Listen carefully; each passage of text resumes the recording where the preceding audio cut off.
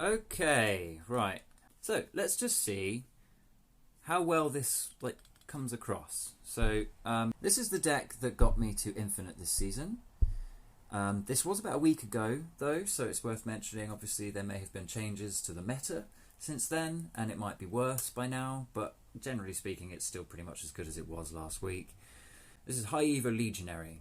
This is a High Evo she-naught deck which uses Legion as like this kind of wild card / consistency piece.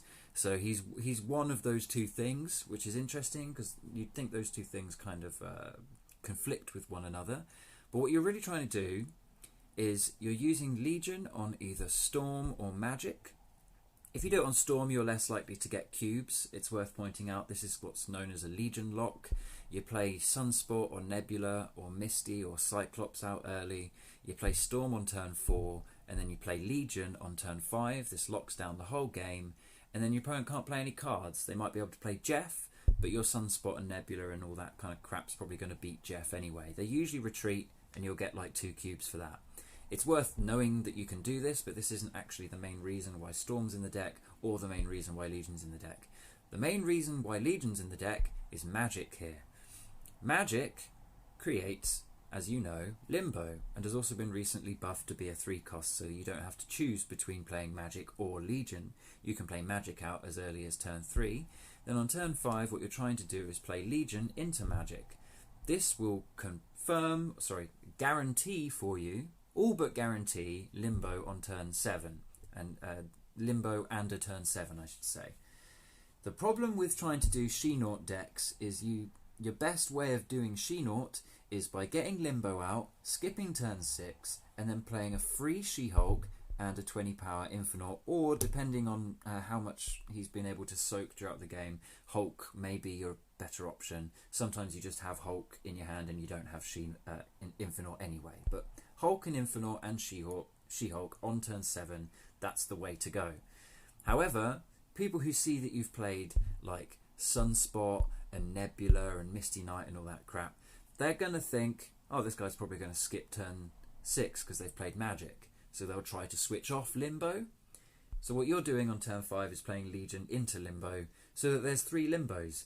There's only one way of countering 3 Limbos, and that's Reality Stone and your own Legion on turn 6. So this all but guarantees that you're going to be able to do Infinite and She-Hulk, provided you have those cards in your hand.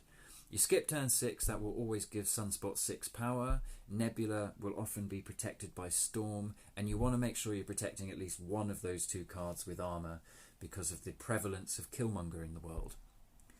Cyclops is also quite handy, and Misty Knight give you some extra power, and that's generally the idea. You're skipping turn 6, you're playing a free She-Hulk, you're using Legion to make sure that's possible, and the rest of your cards just have a solid early game, which allows you to either do a Storm lock, or lastly, you can just use Legion as a wild card. And what I mean by this is just look at the locations while you're playing. If any of them seem like they're going to absolutely devastate your opponent and prop you up, you might want to play Legion into that. The other thing that's cool about Legion with She-Hulk is if you skip turn 5, you can play both of these on the same turn. It's less power than skipping and doing one of these 2 on turn 7, but the thing to remember is Legion's ability is fucking nuts, and some of the locations, when they get tripled up, as I'm sure you're well aware by now, are completely bloody ridiculous. One of my favourite things to do, of course, is if you have the bar with no name. That's the location where if you're losing, you win. You don't even need to play any other card in that context. You literally just have to hope they don't Scarlet Witch that location beforehand, and then just Legion it, and you win. You win with 1 card that way. It's not always going to happen though, I should point out. Bar with no name is quite a rare one. The other one I quite like is Rickety Bridge. If Rickety Bridge comes out before turn, as one of the first 2 locations, that should give you enough pre-planning time to put armor out on a location that you want to protect your cards on. Make sure that you're winning that location with your She-Hulks and your Cyclopses and your Sunspots and whatever. Then just yeet Legion into the Rickety Bridge and watch the entire game explode. That's quite fun. Legion is one of my favourite cards in the game, and it's got to be no surprise, to me at least, that his inclusion in this deck has solidified it as one of my strongest decks, I think, that I've played. I used to run a She-Naught deck back in the day before High Evolutionary even came out. That got me to Infinite as well, but it massively dropped off. Shuri was a large part of it beforehand. She used to be able to be played on turn 4, you skip turn 5, then you can just play a massive She-Hulk and a Taskmaster at the same time and get 18 power on 2 locations. That's not quite as easy anymore because of how Shuri works, so she's no longer in the deck. And instead you got this shit. What else do you want me to say? I'm going to go back and listen to me talking about this now. Is there anything I've missed here? Any cards I've missed? I mean, High Evo, he's kind of, I haven't talked about him, but it's kind of obvious why he's here, because I'm talking about Misty Knight, Cyclops and Hulk. You know what he does, right? I don't need to explain that. Everyone's got High Evo. Misty Knight, when you end a turn with unspent energy, give another friendly card 1 power. You're usually wanting that to go to Nebula or Sunspot. Cyclops goes on top of either Nebula or Sunspot, and ideally on top of Storm, because they're just going to be locked in a location with Cyclops and there's nothing they can do about it unless they've got enough power to just weather that storm. But often you want Nebula, Sunspot, well, basically Nebula or Sunspot on Storm and Cyclops.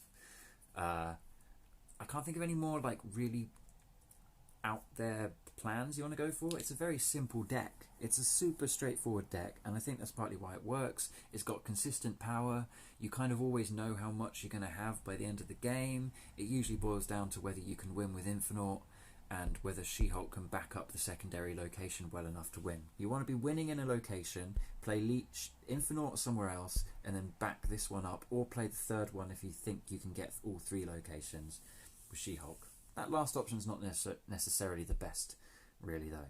Anyway, I've talked for 7 minutes and 22 seconds, and I feel like I've gotten nowhere, so let's just listen to that back.